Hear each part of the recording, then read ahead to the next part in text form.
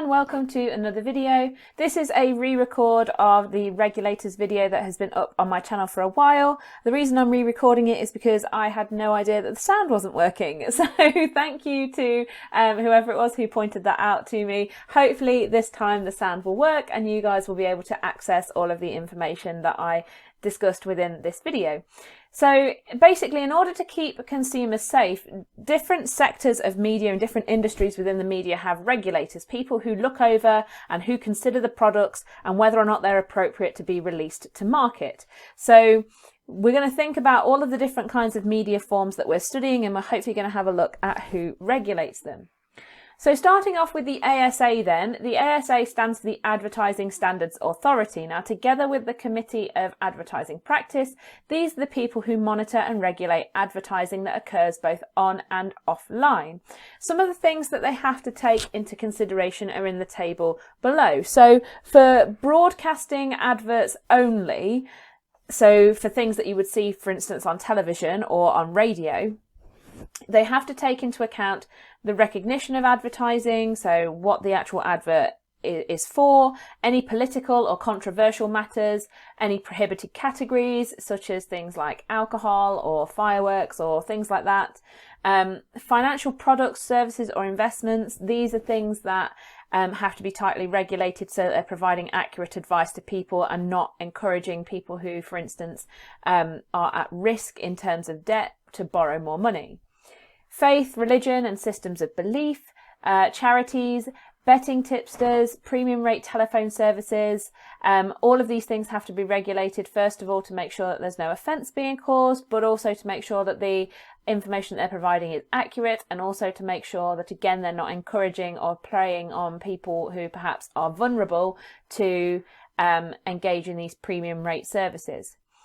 Telecommunication-based sexual entertainment services, again, this has to make sure that everything is regulated so that nobody is being put at risk, but also to make sure that it is targeted at a particular audience and that younger audiences are not being targeted by this sort of thing. Home working schemes, instructional courses, services offering advice on consumer or personal problems. That one has to be regulated, obviously, to make sure that certain things like data protection laws are being followed. Introduction and dating services, again, this is to make sure that people aren't being preyed upon or aren't being exploited in any way, shape or form. The competitions, those are regulated, and there's been quite a few high profile cases where things like competitions on things like This Morning have faced a lot of fines because they were not accurate, or that they were sort of charging people money for the call-ins to competitions despite the fact that the competition had closed. Private investigator agencies, pornography, other radio advertisements that require clearance and scheduling, this all has to be monitored. So it's quite a long job for broadcasting in particular. It is a really hard job for the ASA to make sure that all of the adverts that are being put out there are appropriate. For non-broadcasting adverts, so these are things like our print adverts, again, recognition of marketing, communications, political advertisements, promotional marketing, use of data for marketing, so making sure that people's data is not being used unfairly or without their consent.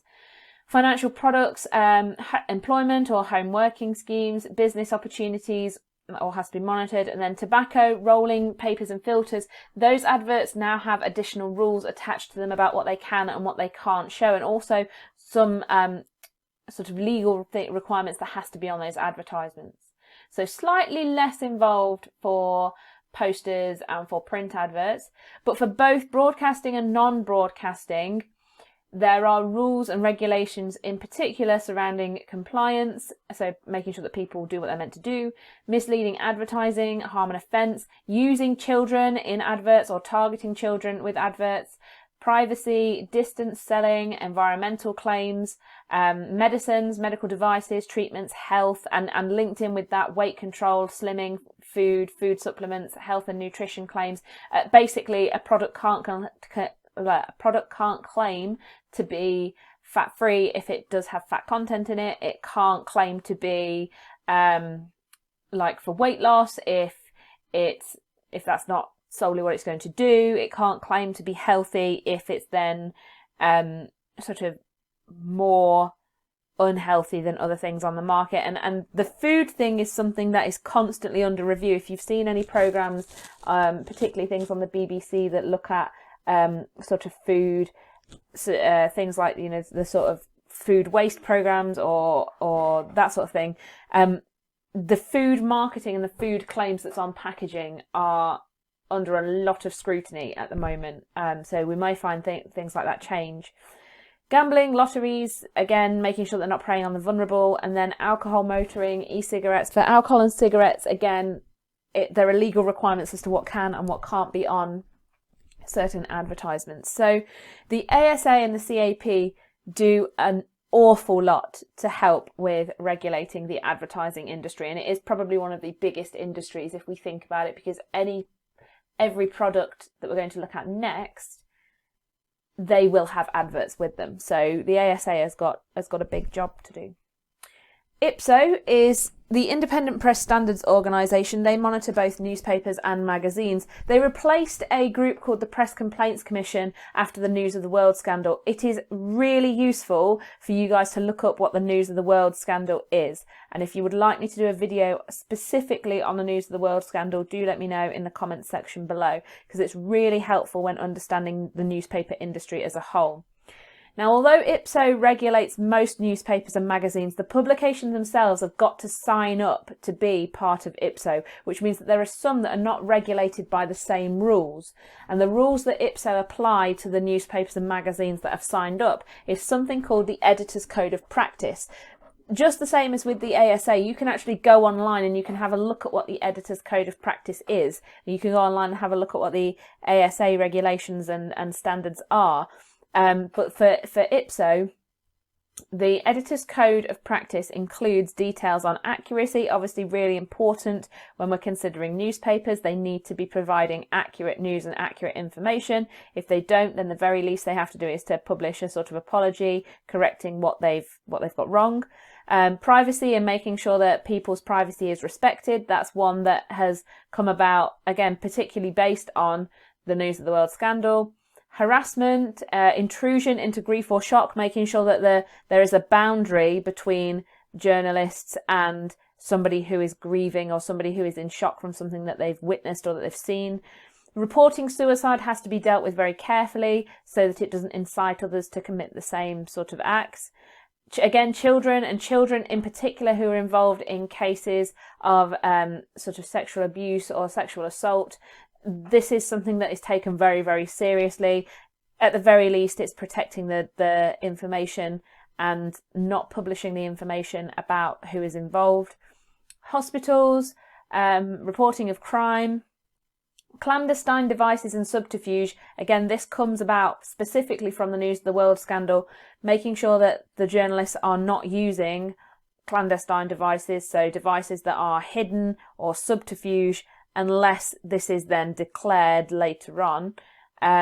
Victims of sexual assault, fairly obvious. Again, discrimination, making sure that they don't publish any discriminating information or prejudiced information. Financial journalism is something that has to be regulated quite closely to make sure that they're not breaking any sort of confidentiality or, again, preying on the vulnerable. Treating confidential sources as confidential. Witness payments in criminal trials and payments to criminals, again, making sure that any payment that goes to somebody is not inciting them to make false statements or that sort of thing. And then also making sure that whatever is being published is actually in the public interest and is not just hounding people for the sake of journalism or the sake of news.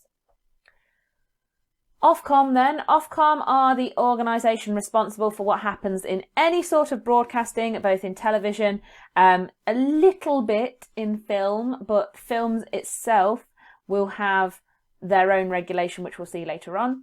The regulations that they have are very, very similar to the ASA. So Ofcom monitor things like protecting under 18s who may be involved in broadcasts, either on television or on radio. Harm and offence, making sure that crime, disorder, hatred and abuse is portrayed in a way that's not going to cause offence or to incite others to do the same. Religion, again, that sort of links in with just, again, making sure that nobody is treated unfairly, or making sure that nobody is portrayed negatively or in a way that would cause offence.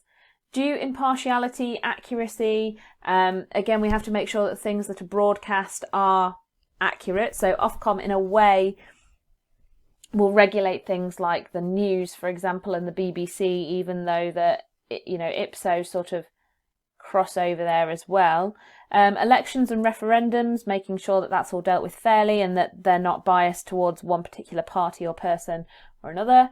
Fairness and privacy, and then commercial references in television programmes and commercial communications in radio programmes. That's basically our product placement, making sure that things like that are made obvious to the audience. So for instance, if you've ever seen the little black and white P symbol up here before a programme, it just means that there's product placement in there where the company who are making the programme have been paid by whatever product it is that they're featuring to feature it in their show. So following on from Ofcom then, film-wise, we have the BBFC, the British Board of Film Classification, not just in charge of providing regulations and age rating to DVDs, but they're also in charge of regulating music videos that are produced by UK companies. So if you are on YouTube and you're looking at a video that's been produced in Britain, normally by a British artist, in the description box, it will have an age rating on it. Now, the BBC have got a series of symbols, which I think we're all very familiar with, to indicate the age of the audience that the film is suitable for. It gives some indication as to the content within the film and the level of maturity of that content. The following things may determine the classification. So context, where it's set, what's happening, what's appropriate for the context of the time. Theme, the tone and impact of the film, any dangerous behaviour because they don't want it to incite the audience to do the same, discrimination, sex, sexual violence or sexual threat, particularly where that contains or pertains to children. So a case that's been in the news quite a lot recently is the Netflix film Cuties, as to whether or not that should be shown on Netflix and whether or not it should have the age rating that it does. The release format, which I'll come back to in just a second. Educational videos, again music videos, and then photo or pattern sensitivity, motion sickness or low frequency sound, things that may well cause audience members particular distress or discomfort, those for instance who have epilepsy or who have trouble with low frequency sounds. Now all of that will impact the age ratings, which again I know we're very familiar with, but we'll run through very quickly. So U basically stands for universal, and it means it's appropriate for everybody. There are some websites that will tell you that it means that it's for 4+, but basically universal means that you should be able to take any child of any age into that film and it should be absolutely fine. Parental guidance basically puts the responsibility for deciding if it's appropriate for children onto the parents. So things like Harry Potter films, things like Pirates of the Caribbean, although they're Disney, they've got a PG rating, and so it's down to the parent to decide whether or not that's appropriate for their particular child. Now 12 and 12A are interesting. 12A means that those under the age of 12 must be accompanied by an adult. When releasing the film that is a 12A onto a DVD, it will be given a 12 rating, restricting its purchase to those who are 12+. Basically, 12A and 12 can be used in the cinema independently. So if you go and see a film in the cinema and it's given a 12A, it means that anybody under the age of 12 has to go to that film with an adult. If it's a 12, you have to be 12 and above. But for DVDs, the only rating a 12 or 12A can be given is 12, limiting its purchase to those 12 and over. 15 and 18 limits the audience to those who are 15+ or 18+, regardless of parental supervision. So you can't rock up age 14 to a 15 film and go, oh, but my dad's here or my mum's here. That's not going to work. R18 you won't see in the cinema. R18 usually applies only to pornography or to films that have got really, really serious levels of violence and gore and just grim things in them. And so it actually requires a special license to screen or sell anything that is R18.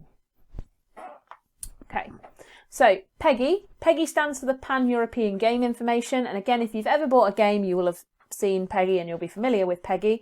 PEGGY, I think, is the easiest way to understand what an age rating is and what is involved in it, because it not only includes age ratings that are similar to the BBFC, things that we're familiar with, but they've gone as far as to make it colour coded so that you know exactly what level of maturity that game has.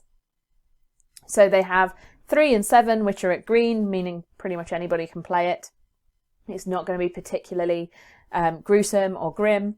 12 and 16 would imply some sort of parental guidance. Again, it is restricting the purchase to people who are 12 plus or 16 plus, whereas 18 is obviously going to be something that is going to require serious consideration. If you're buying it as a parent for your child, that red for 18 should indicate that there is serious mature themes within the game itself.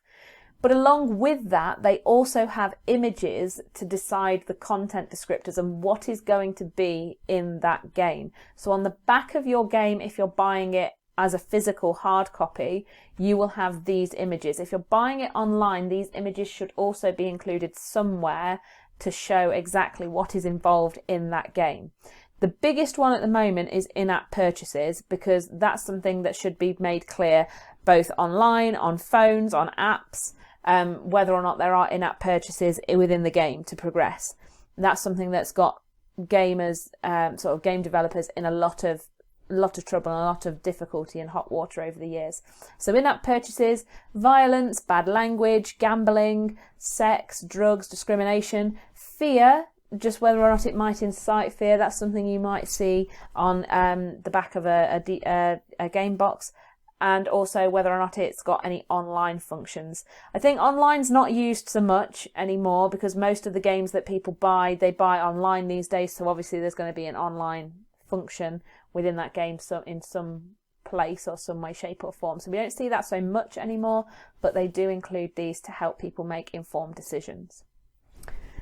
Hopefully that all makes sense. Here are a few key terms for today. Again, if you're not sure of any of these, do make sure you look them up. You can, as I say, go to the ASA, Ofcom, BBFC and have a look at their rating system and what they actually take into account. You can go through that and you can read it yourself. It's just that it's normally in quite complex language. So do feel free to have a look at that yourself and have a little bit of an investigation yourself as well. Any questions, comments, ideas, pop them down in the comment box below. And if you would like a shout out in the next video, please subscribe. Let me know in the comments section below that you have subscribed and I will include you as a shout out in the next video. Thanks so much to those of you who pointed out that the audio wasn't working on the original video. Hopefully this makes a little bit more sense, and I'll see you guys soon for another video.